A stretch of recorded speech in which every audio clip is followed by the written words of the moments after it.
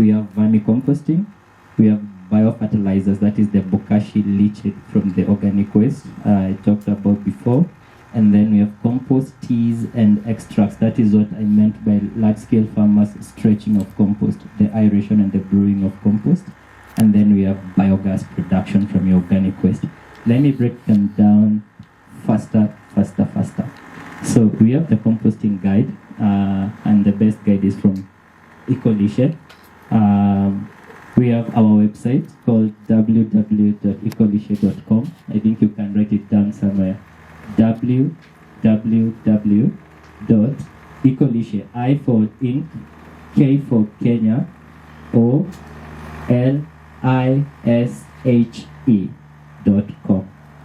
Now, why do I want you to go there in the website? There's quite some good stuff there. There's a composting free ebook that Rob wrote. The first 50 pages? 10 pages. Oh, the first 10 pages. Oh, I'm giving you... Yeah, the first 10 pages, and the rest were written by? That's embarrassing, actually. I don't know who, I can't remember who it was written by. But I did edit the whole book, and it was about 780 pages. And we brought it down to about 420. That's really good, guide, and it's a free ebook. Once you log into Ecolishe website, you can go about the website, learn more about the bokashi, learn about everything. And the most important thing is, if you want to buy anything from there, you'll get some discount, 20% discount. So don't send anyone money. Go to Ecolishe website, and then you'll get some discount from there. Yeah, if you want the whatever, I'll break them down to you. Now, let me go to vermicomposting. Composting in general now. What is compost? Compost is made up of organic waste, as we know, right? But there are 4 key ingredients that you need to look at very, very much. Now, the first thing is the browns. Anything dry, that is carbon. Yep, carbon. We have the greens. Anything green, that's the nitrogen. Yeah? You have a question? Okay. The third thing is organic manure. Yeah? Ili imetolewa kwa ng'ombe, but don't deworm your cows when you're taking manure for composting. And the fourth ingredient is water. Yeah? Now, how do you go about it? Composting is whereby you mix all these ingredients. Of course, there are some ratios. I prefer having 60 of the carbons, 30 of the greens, that's nitrogen, and the 10 of manure. And it's all and then water, have it as moist as possible. So don't dig holes. Kiongo asked me about tutachimba shimo. No digging of holes. That's wasting time, and it's a bit old school because you're limiting access of oxygen. So the best way to do is you lay them down under a shade, of course, maybe under a tree, because you need some shade. So I start with browns. Yeah, zile ngumu, zile kubwa, browns. Go to greens, and then do manure, and then you can have water as well, and then you carry on with that order like a lasagna. You lay them in that order, and the manageable pile should be 1 meter wide by 2 meters long by 1 meter high. That's quite manageable for each and every one of you. And how do you know the ratios? You can use wheelbarrows to measure. You can use whatever you have. Yeah? And the reason why I'm encouraging you to use what is in your home or your farm is to enhance the soil microbiome in your area.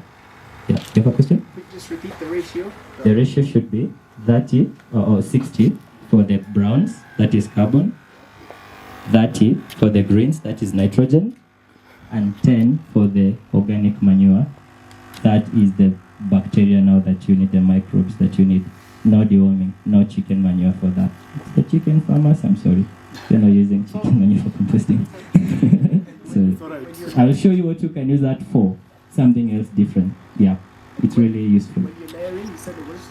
You layer like a lasagna. Yep. You start with the browns. 2 meters by? Yeah, yes, 2 meters by 1 meter by 1 meter. Yeah. And then you start with the rough ones, and because you want air to get in. Is it and the leaf, yeah, litter, yes. Newspaper. Newspaper is good.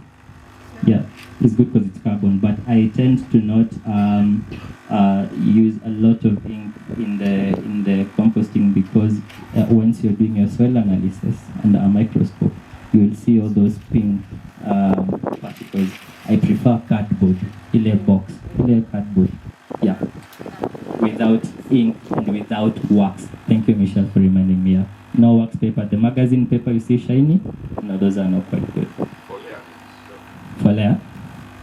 No, I was saying the carbons. The first one you do the browns, the carbon. Is that what you want paper for? The paper 4 is substitute of carbon if you don't have enough carbon. Yeah, substitute. Something on The twigs, yeah. twigs or the leaves or something, because then the air. Yeah, the air can just get in aeration. You need a lot of oxygen to make good compost. There's only one compost that doesn't need oxygen, and I'll tell you what it is. So after now, you mix all your stuff together, and it's moist. Yeah.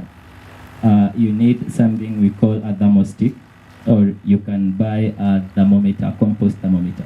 Yeah, to check your temperature thresholds, because what makes your compost alive and What's the thickness of the first layer? depending on your material, you can use any thickness. It does like what I usually do personally is, and when I have the materials, just place them separately in different piles, and then I just scoop them.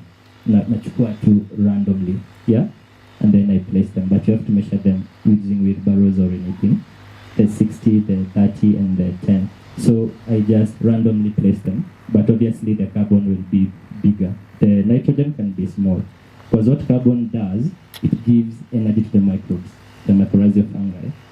And what the green does, it feeds the bacteria to do the decomposition which you're getting from the animal manure. So it's like party food. The reason why the heat is actually there is, it's like we are having a party here. Yeah, it's a disco, we are all dancing, and it's a room. So there will be a lot of heat because they are trying to feed and multiply. And the way oxygen is flowing in, the more oxygen, the more composting, the more time you lessen for the composition of your compost. Now, that is actually the basic steps of making compost. Preferably use rainwater if you have it, or stream water.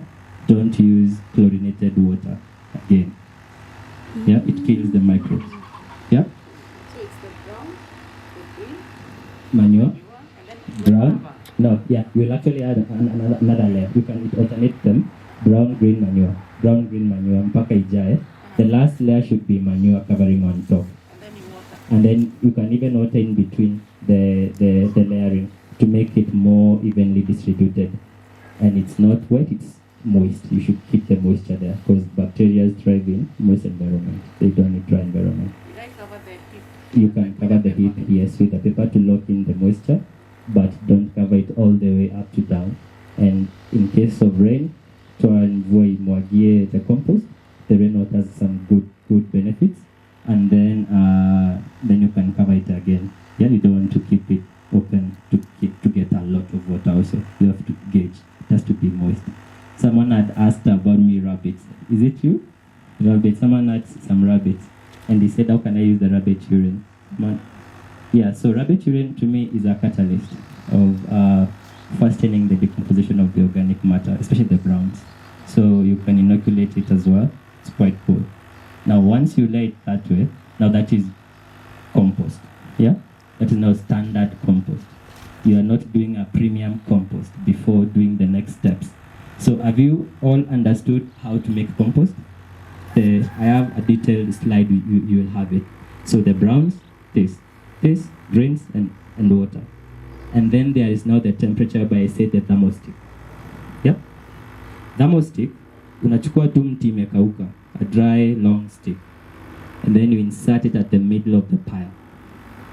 Come after 3 hours, 4 hours, maybe 6 hours actually. And then remove the stick. If you feel the heat on the end, there is some heat or a lot of heat, no, you're doing good. And then you will let the heat cook your compost for 3 to 5 days or a week, depending on where you are, and then you can turn the compost. There are some photos of Shem and Rob turning compost, you'll see them. And turning compost is very, very technical. You have to be pretty fast because you don't want to lose the heat from the inner core, and the outside is cold. So you have to bring the cold out in and the hot in out. Yeah? Are we together?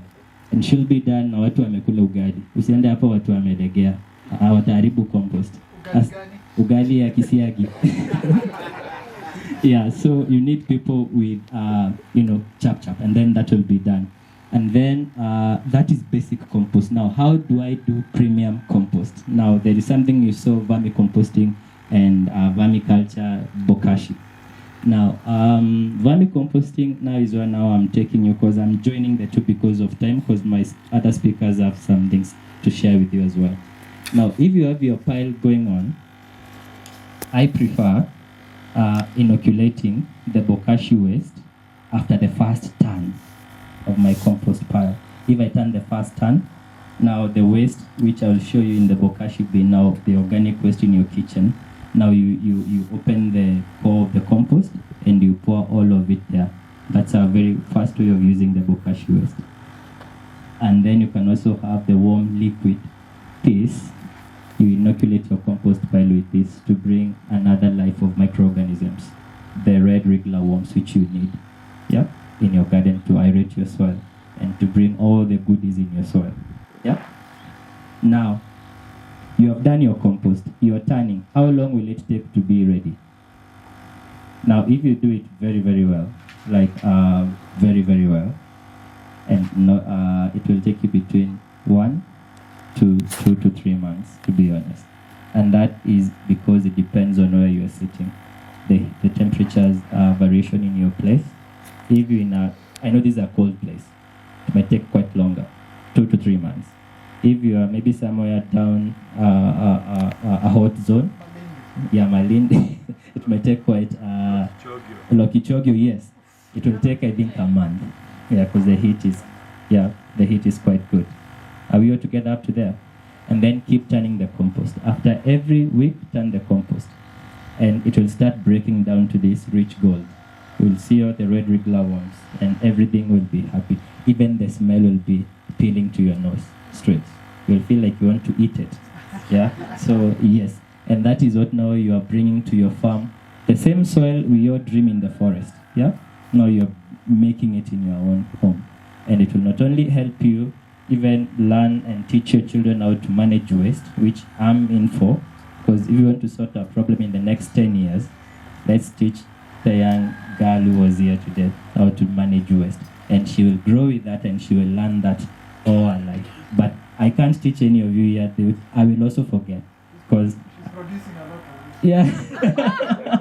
Yeah, that's good. So yeah, I think that's the best place, because if she sees you doing in your house, she will also be, mom did this, dad used to do this, and it will be like everyone will learn and will be in a better position. Yeah? So with that said, composting, those are the basic steps you need to do. Now, what don't you need to do on the compost piles? What do you need to do? What don't you need to add? Never ever add meat or dairy in the compost pile directly unless it's through bokashi bin, which I will take you through next. If you have no bokashi bin in your home and you're doing compost, no meat products. Not at all. No citrus products. Don't compost citrus. Citrus ni machungwa, ndimu, limau, yote. Don't compost invasive species. Yeah, kama ile ndere mama ni hiyo. Yeah, I used to see we eat it. People, when the babies don't grow teeth, they used to be applied it on their gum and the teeth would grow. Yeah, I used to see that in Meru where I come from. So don't compost that, because it will never break down even from the heat, because it's a succulent in nature. So it has this bulb and you'll have to spread it in the farm. Don't compost any palm family.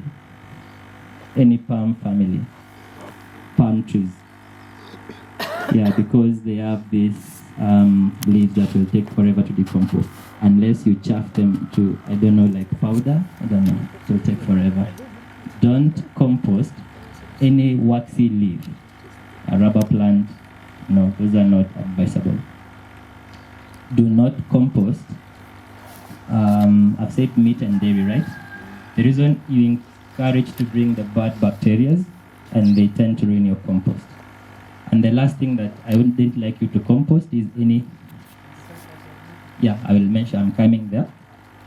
Another one is a no compost is infected plants. Any sick plants in your garden, botrytis, anthracnose, rust, fungal infections. You should discard it far away from your garden, not in your compost pile, because you breed the same spores, because they are fungal spores. So you add them in the compost, and then you carry on with your diseases every other time. And you're like, Tony, you came and told us you about compost and nana compost, and no, don't.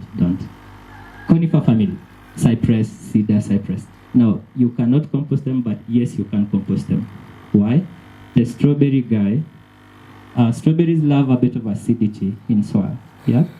And the only thing I know you can get natural acidity is either from coffee grounds, tea bags, and you can maybe make something with some restaurant, they can be getting you the coffee grounds, and conifer family trees. What are conifers? They are cypress, they are cedars, but you limit them.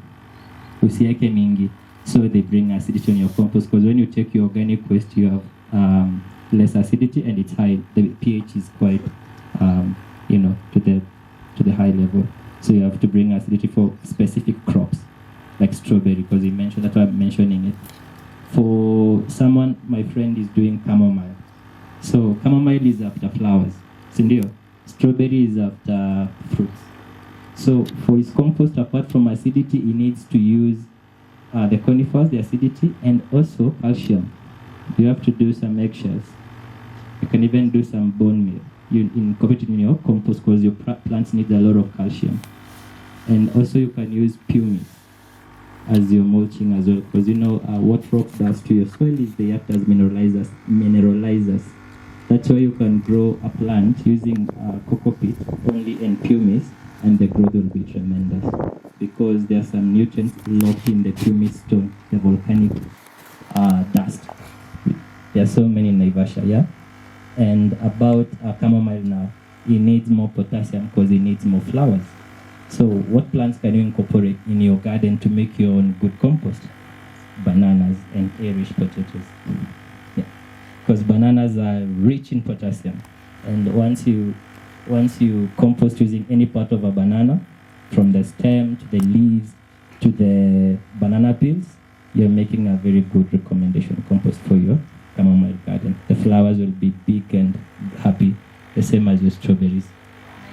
Maize?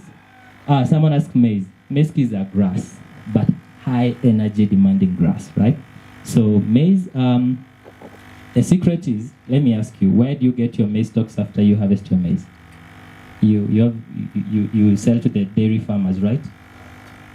True or false? That is the problem with maize farmers. And because back in the days, I blame dairy farmers for that a lot. They are raising cows and producing milk to us in a bad way. I used to work for a dairy farm, for a dairy company, Mount Kenya Milk. In fact, my first job was at Mount Kenya Milk, whereby I got a job as a floor attendant. Let me give you a small story, 2 minutes. I'm not taking time, as a floor attendant. And then they started telling me about, Tony, you are not fit for this position. We need you to go and talk to the farmers. And I'm like, why not? And then I went to the farmers and saw how they're trying to do their milk and convinced them that we're gonna have good rates for them.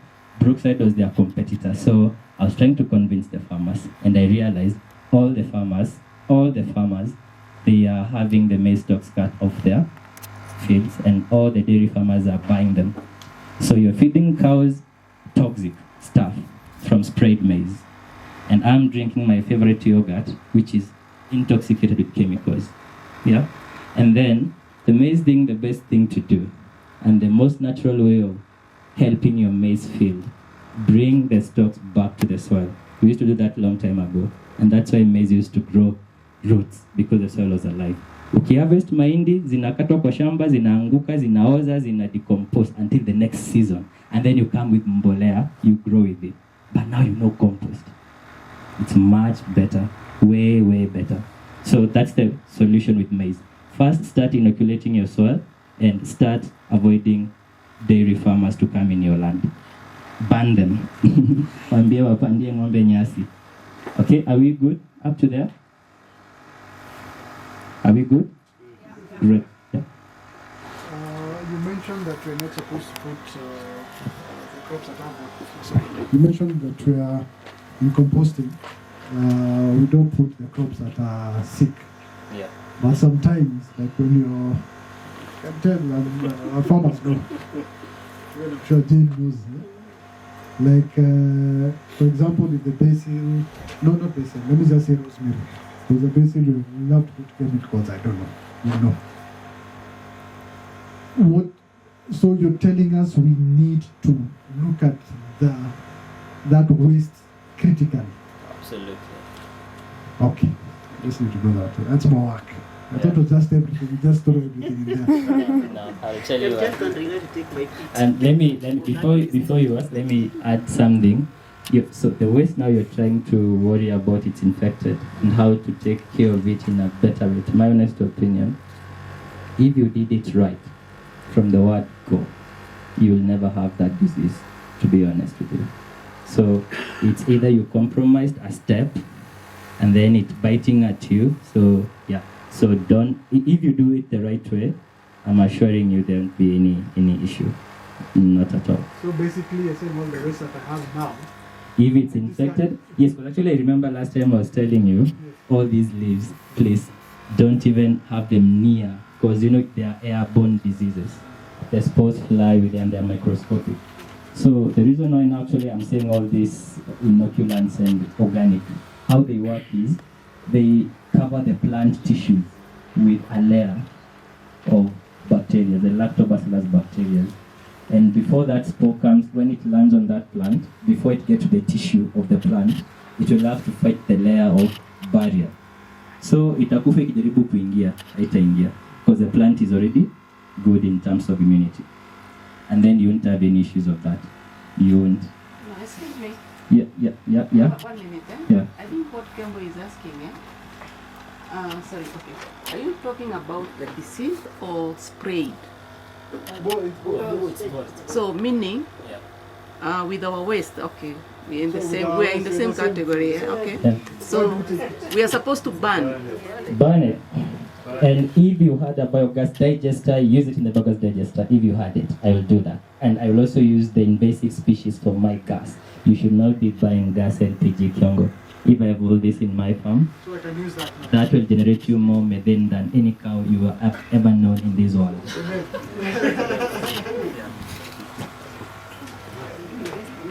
Thank you for the information. The compost 2 by 1 by 1 is enough for how big land, number one. Number two, is it advisable to run 2 or 3 so that you always have enough compost as you're going along? That's a very good question. Yeah, she took composting as a heartbeat. Yes, that's what I meant. You should have multiple piles. Yeah, so that you can introduce that to the farm. Sequentially. Am I correct? Yeah, that one. And then about the 1 meter by that is the basic smallest pile you can do. Yeah, you can do as big as this tent if you have enough workforce to turn it. That one will only give you around the 50 kilo bag. It's like 300 kilos, 6 to 7 bags. Yeah, 6 to 7 bags. And how far does that go? Yeah, how far does that go? Depends now on if you want to have compost on your garden as a layer, as a mulching layer, you won't do much. You'll do maybe like a quarter of an acre. Yeah, quarter of an acre. But now you can stretch it to a full acre, or even you can stretch it to a full acre. Yeah, maybe you should. If you don't have a lot of compost, I would definitely advise 2 things. Or you just put a small spoon in your plant hole, not layer it as mulch because it's quite expensive then resource-wise. Or you make the vermiculture or compost teas out of it. Look it up in the internet, and that stretches you for acres. A pile like that. So that is much more effective. It's more work to do afterwards, but with the same compost heap you can reach much more.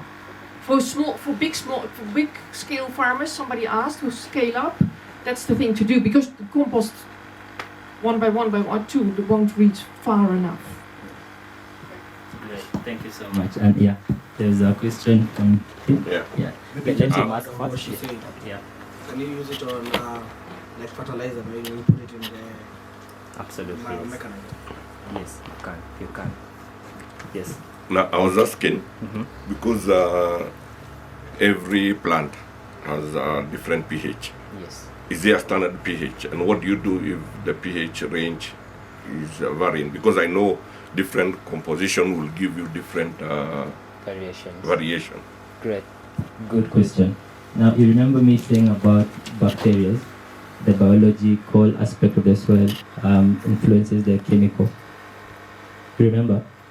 It's because, how does it happen? So if I have this, if you see your soil as is high in acidity, the acidity is so high. What is there is you have anaerobic conditions. And the first indicator is the bacteria which are there are anaerobic bacteria. So the first thing I think in my mind is to bring the good bacteria in there to work for me. The aerobic bacteria. Aerate the soil. You can not dig, break holes to the soil. Sorry. Break holes, like you can break the soil but not digging it, like to aerate it, and then now you can add the compost. So that the bacteria in your good compost will balance your pH automatically. Unless now you are so specific on some crops like strawberries, which are really need a detailed pH, like acidity. So you can now have conifers in your compost or coffee grounds. No, you didn't get my question. Yeah. I'm asking about the 2 by 2. Yeah. Number 1. Is there a standard pH? Or you whatever you compose, that's what you use? I think yes. There's no standard pH, but most compost are alkaline. Most compost are alkaline. It changes. Once it's decomposed, the pH will change. I wouldn't worry too much if you add enough water and air. You don't have to worry about anything toxic that you create. Because even for basic plants, what Kyongo is worried about, we have done some in BHC college without a greenhouse, without anything, just bokashi waste from the kitchen and the leaves. She can bear me witness. This big, no fungal infection. I've actually come to realize what affected them now is the excess rain that we had and the cold. I've seen the Italian basil, sweet basil, starting to look a bit wobbly, but they are growing. However, our African purple basil does so well. Thai basil does so good. Yeah, I think it's all because of compost and the soil quality. Aroma is it a basil? Yes, that's the one that we... Me, I know sweet Italian basil. I don't know aroma. Okay, for the words, I think is once someone brings in the seeds, they name them for kefis. Amiran, yeah. So it's that's from kefis. Yes. Question, yes. Okay, I'm a bit confused. Don't get confused. Because I'd like to lower my pH in my soil. Mm-hmm. So how can composting really assist me? Because it will assist you, but you'll also have to use something I call diatomaceous earth first. I love diatomaceous earth. It's a natural stuff that occurs in the soil, and I'm using that for a gas farm. Is because it has got so many benefits. One, it will increase your microbial activities in the soil. Two, it actually acts as a very good pest control, like anything creeping. It actually takes care of that. And then also in your pH, it will actually help in regulating your pH. But do a lot of inoculants. Do a lot of drenching of your soil, and you'll be there. Yeah. Yeah. You're good? Is it the same as lime? No, totally different. It's called the diatomaceous earth. Are we good? Let me carry on now. These are the composting materials: browns, carbon-rich materials, greens, and manure and water. This is actually the CAN, carbon-nitrogen ratio. It should be 30 points of carbon to 1 point of nitrogen. That's the recommended ratio. CAN, yes. You're making your own CAN. And they'll also show you to make your own NPK from bananas. After every 4 months, you can apply compost on the soil. Like you can make piles, and then you can always be topping up. Yeah? Now these are basic steps of composting. I don't know if it's clear enough. So this here is the tower case, whereby now you have a lot of oxygen flowing in your compost pile. It takes exactly 1 month to compost your compost. No matter where you will be living, that will take you 1 month. Sharp, 30 days. This is bokashi composting. Yeah, it's our waste, and then you dig a trench, 1.5 foot deep trench, and then you pour all your treated solid waste in the trench, and then you cover it. So whatever it does, it brings all these good beneficial microbes in your soil. You know, there are earthworms which decompose, and there are burrowing worms. The burrowing worms stay way so deep in the soil, and they are really long, 15 centimeters, 20 centimeters long, and they are very fast. When you place it here, they're just running. The red wrigglers, which are good for composting, they are a bit sluggish because they are not in a hurry. Sorry. Yeah, sorry. Sorry. Yeah, so, and this is the pile. The photo is not clear there. You can see the way it's smoking. You should see this. The heat is very important because the heat is responsible for killing the pathogens and killing any seeds that may germinate as weeds in your garden. So you should get to this threshold. It gets up to 80 degrees to 90 to almost 100 sometimes. It's really hot, really hot. And then we have the vermiculture now, the earthworms. You can see the red wrigglers here, we use them for composting. This is actually a bucket composting. So guys who are in apartments and you need to do some composting. This is from my friend in Kilimani. So he lives on a rooftop. So, and he said, I love composting. I love growing my own herbs. And I'm like, why not? Let's do this. And he's getting his small portions of compost from his container there. So my favorite and cheapest is, because if you went today at Kikuyu market to the ladies who sell tomatoes, you know, I've sold in a soko. My mom sells in a market, so I know the hassle of you having tomatoes and no one has bought them in the evening and they are all rotting and you feel like you want to throw them away and leave fast and run. So go to those ladies, they'll give you these things for free. Yeah, and once you have them, you can compost with your bokashi and you can start working on your soil slowly at your own pace. But it's really important, really, especially for basil growers. You should try this in one of your greenhouses. And that does it suppose the fruits are sprayed and would you have? Yeah, good question.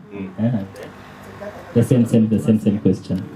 Now, I'm assuming the fact that I've been using a lot of organic waste through the bokashi system, I think it does not worry too much, because I've used that for, we've collected waste along Karen and in Gong as well, and we have never seen any issue with bokashi.